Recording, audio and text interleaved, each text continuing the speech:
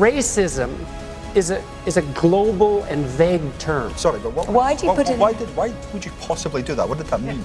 Because I said it was a global and vague term. The inverted commas is that it's not a real thing. No, that isn't what it meant. Well, what did it mean then? Explain. It meant that it's indicative of low-resolution thinking. You know, I know a lot of people who have staggeringly successful careers, and they're often loath to go into a political field despite the tremendous expertise they've developed, because they have to put everything that they've already accomplished on hold or in hawk, in a sense, to enter the public sphere. And I think one of the I understand the conflict of interest problem, but one of the problems with that is that the most highly competent people in many fields are dissuaded from a political career because it requires the unproductive sacrifice of everything they've built.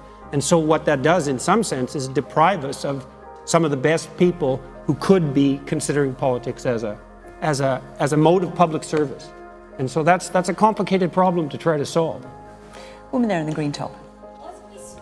Hang on, wait a minute. Let's just get the mic to you. There you go. Why do we assume that such people are the best people? They're obviously not. Well, because the best they've demonstrated extreme competence in at least one area of That's work. banking. That's that persona. This is why we're in the situation where we are with people like politicians that we have at the moment that are corrupt. There's no transparency, there's no accountability that you get in industry, and we don't even have it in our politics at the moment. But that's not because why of you this have corruption. attitude that what is perceived as a good leader. No, that's not why you have that problem. Is. Most people who are successful in their given field aren't corrupt. It's very difficult to become successful and be corrupt. So I know people like to think that, but it's just not true. Corruption is good, it's acceptable. Look, 3% of the population is psychopathic, and it never really goes above that. And the reason that it never goes above that is because being psychopathic is not a very good strategy. And so the idea that people in power are corrupt, by definition, especially if they've built up their stature and influence as a consequence of competence, is simply wrong. And so you do want people who've demonstrated high levels of competence in at least one other field to serve as potential political candidates. What else would you use as a criteria for their ability? So why is what that else do you have? 3% elevated as our leaders? Why is that 3% elevated as our leaders? They're not. They aren't. That's wrong. And to think that way is counterproductively cynical. It's absolutely the case that institutions have a proclivity towards corruption under some circumstances. That's true of all institutions.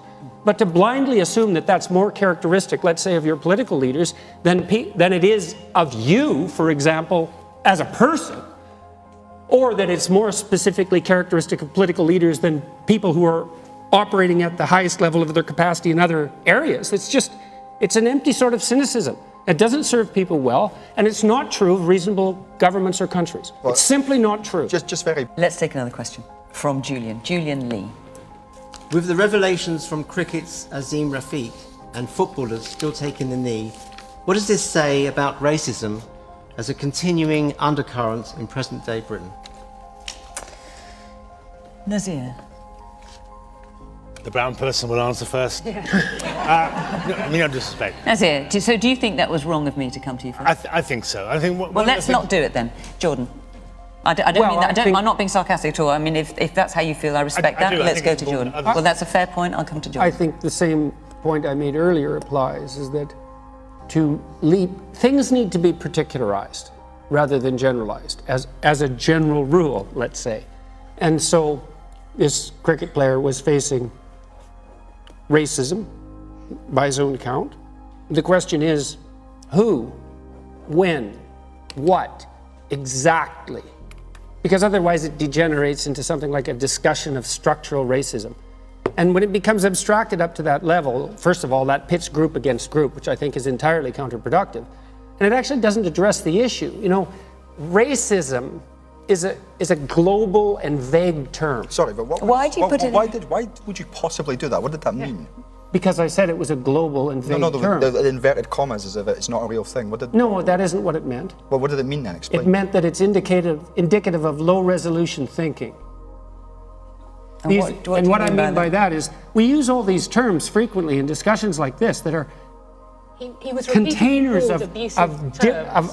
undifferentiated He was content. repeatedly called abusive terms directly linked to his ethnicity. By who? By not just one, but repeated members of the Yorkshire Cricket Club. He's Okay, had people well, contact him. then If it they- walks like a duck, Jordan, Then they talks should- like a no, duck, I'm not it's a denying- duck. It's racism. I'm not denying his experience. Right. What I asked was exactly who and when, and you just answered that Yes. question. So I would say those specific people should be held specifically to account for their actions before any movement up the abstraction hierarchy to a discussion of something like structural racism, which I don't think is helpful. Well, he has talked about institutional racism in cricket. He says that's what he's experienced as a term, institutional racism. Right, I know. And like I said, I believe that abstracting up the problem to that level of analysis does no good because it pits groups against groups. I think it exacerbates the problem, the concept of structural racism.